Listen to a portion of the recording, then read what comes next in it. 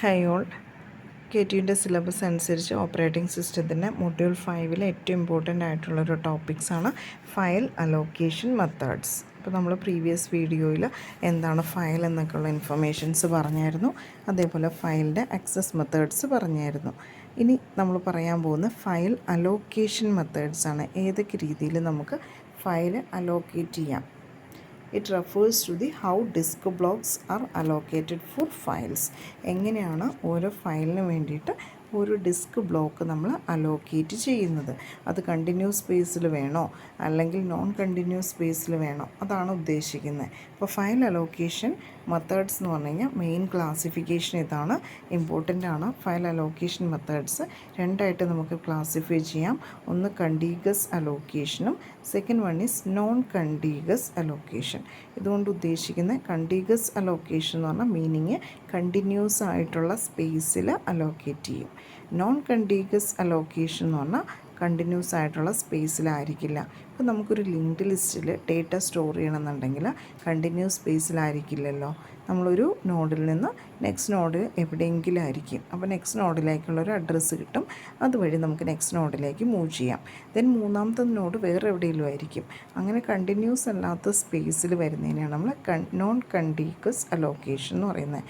കണ്ടീഗസ് എന്ന് പറഞ്ഞാൽ അടുത്തടുത്തടുത്ത സ്പേസിൽ. ഇപ്പോൾ ഒരു അറേയുടെ എക്സാമ്പിൾ എടുക്കുകയാണെങ്കിൽ അറേ എന്ന് പറഞ്ഞാൽ കണ്ടിന്യൂസ് മെമ്മറി അലോക്കേഷനാണ്.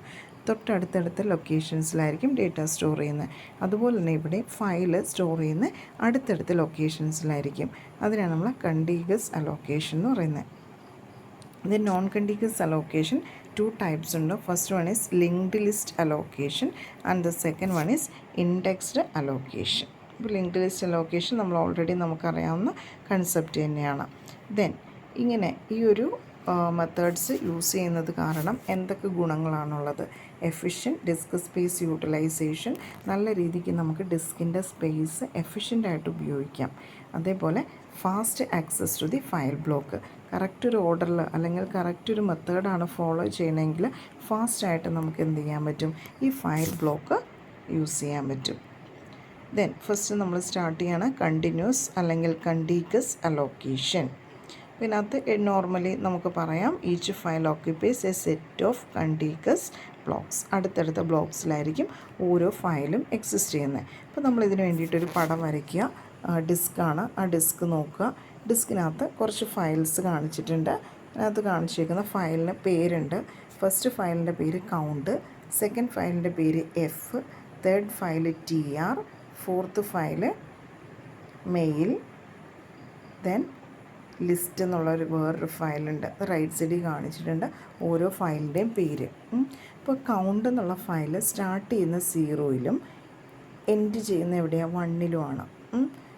അപ്പോൾ അതാണ് അവിടെ ഒരു ഗ്രേ കളറിൽ കാണിച്ചേക്കുന്നത്.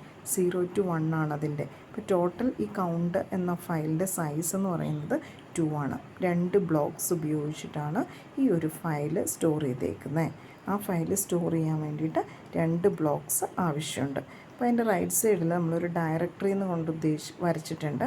ഡയറക്ടറിയിൽ ഉദ്ദേശിക്കുന്ന first one is file name. നമ്മുടെ എത്ര ഫയൽ നെയിം ഉണ്ട് അത്രയും ഫയൽ നെയിം നമ്മൾ നോട്ട് ചെയ്യുക. ദെൻ രണ്ടാമത്തെ കോളം ഉദ്ദേശിക്കുന്ന സ്റ്റാർട്ടിംഗ് പോയിൻ്റ്, ആ ഫയൽ എവിടെയാണ് സ്റ്റാർട്ട് ചെയ്യണത്. ഇപ്പോൾ എഫ് ആണെങ്കിൽ എഫ് സ്റ്റാർട്ട് ചെയ്യുന്നത് എവിടെയാണ്? 6-ൽ.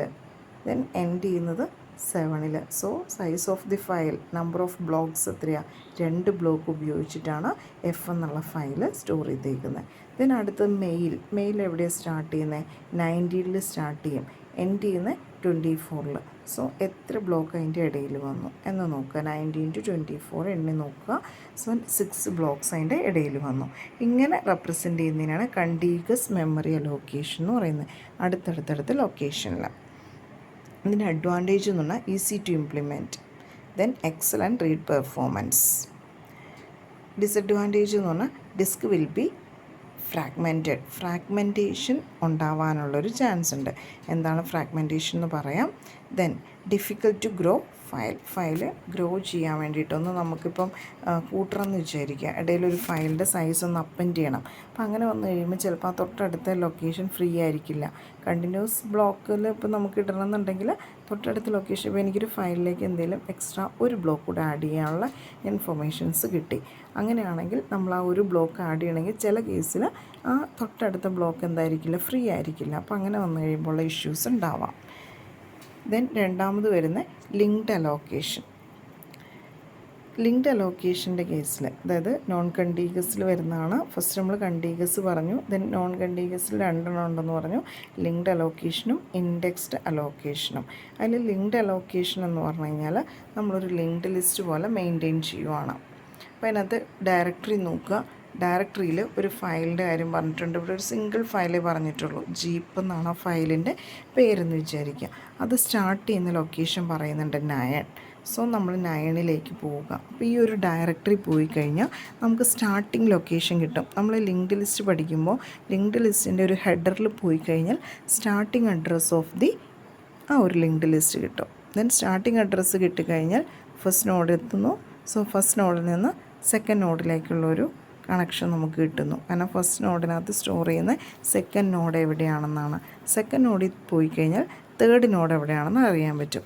ഇവിടെയും അതുപോലെ തന്നെ 9ൽ പോവുക. അപ്പോൾ 9ൽ നിന്ന് നോക്കുക, 9ലേക്ക് ഒരു പോയിൻ്റർ കൊടുത്തിട്ടുണ്ട്, അതാണ് സ്റ്റാർട്ട് എന്നുള്ളൊരു പോയിൻ്റർ. 9ൽ പോയി കഴിഞ്ഞപ്പോൾ അവിടെ ഗ്രേ കളർ ശ്രദ്ധിക്കണേ. 9ൽ പോയി കഴിഞ്ഞപ്പം അവിടെ ഒരു ബ്ലോക്ക് ഉണ്ട്. ദെൻ 9ൽ നിന്ന് അടുത്തത് എങ്ങോട്ടാണ് പോകേണ്ടത്? 9ൽ നിന്ന് നമുക്കടുത്ത് പോകേണ്ടത് 16ലേക്കാണ്. സോ 16ലേക്ക് പോവുക. ആ 16ലേക്കാണ് അടുത്ത് വരച്ചേക്കുന്നത്. ദെൻ 16ൽ നിന്ന് നമുക്ക് പോകേണ്ട 1ലേക്ക്, 1ൽ നിന്ന് നമുക്ക് പോകേണ്ട 10ലേക്ക്, 10ൽ നിന്ന് പോകേണ്ടത് -1ലേക്ക്. ആ ഒരു ഇതാണ് കാണിച്ചേക്കുന്നത് കേട്ടോ. -1 അല്ല, 25ലേക്ക് പോയി.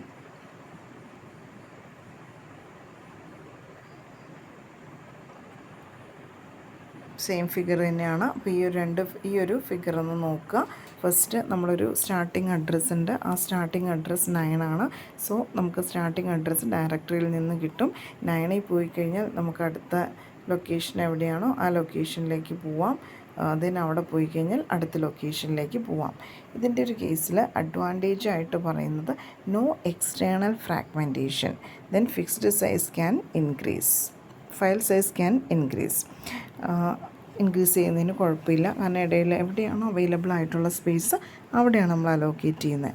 ഇവിടെ എക്സ്റ്റേണൽ ഫ്രാഗ്മെൻറ്റേഷനും ഇൻറ്റേർണൽ ഫ്രാഗ്മെൻറ്റേഷനും കൊണ്ട് ഉദ്ദേശിക്കുന്നത്, ഇൻറ്റേർണൽ ഫ്രാഗ്മെൻറ്റേഷൻ എന്ന് പറഞ്ഞു കഴിഞ്ഞാൽ നമ്മളൊരു ബ്ലോക്ക്, ഇപ്പോൾ എൻ്റെ കയ്യിലൊരു 500 KB ഉള്ളൊരു ബ്ലോക്ക് ഉണ്ടെന്ന് വിചാരിക്കുക. അതിനകത്തേക്ക് ഫ്രീ ആയിട്ടുള്ളൊരു ബ്ലോക്കുണ്ട്. അതിനകത്തേക്ക് എനിക്കൊരു പ്രോസസ്സ് അല്ലെങ്കിൽ ഒരു ഫയൽ സ്റ്റോർ ചെയ്യണം. ആ ഫയലിൻ്റെ സൈസ് 200 K ഉള്ളൂ. അങ്ങനെയാണെങ്കിൽ ഞാൻ ഈ 500 K ഉള്ളതിനകത്തേക്ക് കൊണ്ടിടുന്നു ഈ 200 K എന്നുള്ള ഫയൽ. ദെൻ റിമൈനിങ് 300 ഫ്രീ ആയല്ലോ എന്ന് വെച്ചാൽ വേസ്റ്റ് ആയല്ലോ, അവിടെ ഇനിയിപ്പം ചിലപ്പോൾ ഇടാൻ പറ്റിയെന്ന് വരില്ല. അപ്പോൾ അങ്ങനെ വേസ്റ്റ് ആവുന്നതിനെയാണ് നമ്മൾ ഇൻറ്റേർണൽ ഫ്രാഗ്മെൻറ്റേഷൻ എന്ന് പറയുന്നത്. ഒരു ബ്ലോക്കിൻ്റെ ഉള്ളിൽ തന്നെ വേസ്റ്റേജ് ഓഫ് മെമ്മറി വരുന്നതാണ് internal fragmentation. Then external fragmentation എന്ന് പറഞ്ഞു കഴിഞ്ഞാൽ, ഇപ്പോൾ എനിക്ക് ഇടേണ്ട പ്രോസസ്സ് 200 ആണ് സൈസ്. എനിക്കൊരു 100 K ഫ്രീ ഉണ്ട്, വേറൊരു സ്ഥലത്ത് ഒരു 50 K ഫ്രീ ഉണ്ട്, വേറൊരു സ്ഥലത്തൊരു 80 K ഫ്രീ ഉണ്ട്. അങ്ങനെ 3 ലൊക്കേഷനിലായിട്ട് ഈ 3 K ഫ്രീ ഉണ്ടെന്ന് വിചാരിക്കുക. അങ്ങനെ വന്നു കഴിയുമ്പോൾ എൻ്റെ കയ്യിലിരിക്കുന്ന ഫയല് 200 ആണ്. സോ 200 അവൈലബിൾ സ്പേസ് ഉണ്ട്. പക്ഷെ അടുത്തടുത്തല്ലാത്തത് കാരണം എനിക്ക് ചില സമയത്ത് ഡേറ്റ് എൻ്റർ ചെയ്യാൻ പറ്റില്ല. അപ്പോൾ നമ്മൾ കണ്ടിന്യൂസ് അലോക്കേഷൻ്റെ കേസിൽ പറഞ്ഞല്ലോ, അടുത്തടുത്തടുത്ത് ലൊക്കേഷനിലുണ്ടെങ്കിൽ മാത്രമാണ് നമുക്കത് ചെയ്യാൻ പറ്റുള്ളൂ, ഫ്രീ സ്പേസ് ഉണ്ടെങ്കിൽ. അതാണ് ഇവിടെയും പറയുന്നത്. അതായത് നമ്മൾ ടോട്ടൽ അവൈലബിൾ സ്പേസ് നമുക്ക് ആവശ്യത്തിനുണ്ട്, പക്ഷേ അത് അടുത്തടുത്ത ലൊക്കേഷനിലല്ല. അത് കാരണം എൻ്റെ ഈ ഒറിജിനൽ ഫയൽ സ്റ്റോർ ചെയ്യാൻ പറ്റില്ല. അതിനാണ് എക്സ്റ്റേണൽ ഫ്രാഗ്മെൻറ്റേഷൻ എന്ന് പറയുന്നത്. അപ്പോൾ ഇവിടെ എക്സ്റ്റേണൽ ഫ്രാഗ്മെൻറ്റേഷൻ ഒഴിവാകുന്നു. കാരണം എന്താണ്, അടുത്തടുത്ത ലൊക്കേഷനിലല്ല ഫയൽ സ്റ്റോർ ചെയ്യുന്നത്, ഡിഫറെൻ്റ് ആയിട്ടുള്ള ലൊക്കേഷൻസിലായിരിക്കും. ദെൻ ഡിസഡ്വാൻറ്റേജ് പറയുന്നത് ലാർജ് സീക്ക് ടൈം. ഇത് സീക്ക് ടൈം എന്ന് ഉദ്ദേശിച്ച ഒരു ഫയൽ നമുക്ക് പർട്ടിക്കുലർ ഒരു പൊസിഷനിൽ എവിടെയാണെന്ന് കണ്ടുപിടിക്കാൻ എടുക്കുന്ന സമയം. അപ്പോൾ ആ ഒരു സീക്ക് ടൈം എന്ന് പറയുന്നത് കൂടുതലായിരിക്കും. ഇത് ഓരോന്നും നോഡ് വഴി പോയി ലിങ്ക്ഡ് ലിസ്റ്റ് വഴി ഇതൊന്ന് സെറ്റാക്കി എടുക്കണമല്ലോ.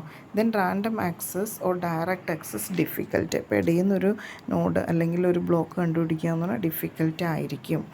Then over head of pointers. അപ്പോൾ ഇതിനകത്ത് പോയിൻറ്റേഴ്സ് മെയിൻറ്റെയിൻ ചെയ്യണം എന്ന് പറഞ്ഞു കഴിഞ്ഞാൽ ഫസ്റ്റ് നോഡിൽ പോയാൽ സെക്കൻഡ് നോഡിലേക്കുള്ള അഡ്രസ്സ് കിട്ടും, സെക്കൻഡിൽ നിന്ന് പോയാൽ തേർഡിലേക്കുള്ള അഡ്രസ്സ്. അപ്പോൾ ഈ ഒരു പോയിൻ്റർ സെറ്റാക്കുക എന്നുള്ള കുറച്ച് ഡിഫിക്കൽട്ട് ടാസ്ക്കാണ്. ദെൻ നെക്സ്റ്റ് വരുന്നത് ഇൻഡെക്സ്ഡ് അലോക്കേഷൻ. ഇൻഡെക്സ്ഡ് അലോക്കേഷൻ്റെ കേസിൽ നമ്മളിപ്പോൾ സീക്വൻഷ്യൽ മെത്തേഡ്സ് അല്ലെങ്കിൽ ഇൻഡെക്സ്ഡ് മെത്തേഡ്സ് പറഞ്ഞതുപോലെ തന്നെ ഒരു ഇൻഡെക്സ് ഉണ്ടാവും. ഒരു ബുക്കിനകത്ത് ഒരു ഇൻഡെക്സ് പേജ് ഉണ്ടെന്ന് വിചാരിക്കുക. ആ ഇൻഡെക്സ് പേജ് നമുക്ക് കിട്ടിക്കഴിഞ്ഞാൽ നമുക്ക് ഇഷ്ടമുള്ള, അതായത് ഏത് പേജാണോ അല്ലെങ്കിൽ ഏത് കണ്ടൻറ്റാണോ ആ കണ്ടൻറ്റിലേക്ക് ഡയറക്റ്റ് മൂവ് ചെയ്യാം. സോ അതേപോലെ ഇവിടെ ഒരു ഡയറക്ടറി ഉണ്ട്, ജീപ്പ് എന്നാണ് അതിൻ്റെ ഫയലിൻ്റെ പേര്. ദെൻ ഇൻഡെക്സിൻ്റെ നമ്പർ ഉണ്ടാവും, ഇൻഡെക്സ് ബ്ലോക്കിൻ്റെ നമ്പർ. അപ്പോൾ നമുക്കൊരു ഇൻഡെക്സ് പേജ് ഉണ്ടെന്ന് വിചാരിക്കുക, അത് 5ാമത്തെ പേജിലാണെന്ന് വിചാരിക്കുക. അതേപോലെ നമുക്കൊരു ബുക്കിനകത്ത് അല്ലെങ്കിൽ ഒരു ഫയലിനകത്ത് ഈ ഒരു സംഭവം സെറ്റ് ചെയ്യാൻ വേണ്ടിയിട്ട് ഈ ഡയറക്ടറിയിൽ നമുക്കൊരു ഇൻഡെക്സ് നമ്പർ ഉണ്ടായിരിക്കും. സോ 19 എന്നുള്ള ഇൻഡെക്സ് നമ്പറിലുള്ള ബ്ലോക്കിലേക്ക് പോവുക. ഇൻഡെക്സ് ബ്ലോക്ക് 19 ആണ്. സോ 19ൽ എന്തൊക്കെയാണ് കാണിച്ചേക്കുന്നതെന്ന് നോക്കുക. 19ൽ നിന്ന് നമുക്ക് ഫസ്റ്റ് പോകണ്ടേ, എൻ്റെ റൈറ്റ് സൈഡിൽ 19ൽ നിന്ന് കാണിച്ചിട്ടുണ്ട്. 9 ഉണ്ട്, 16 ഉണ്ട്, 1 ഉണ്ട്, 10 ഉണ്ട്, ഉണ്ടോ 25 ഉണ്ട്.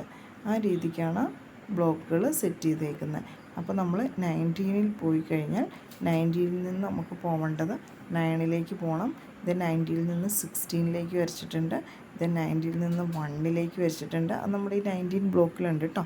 റൈറ്റ് സൈഡിൽ കാണുന്ന ആ ഓരോ പോയിൻറ്റിൽ ഫസ്റ്റ് 9 വരച്ചേക്കുക.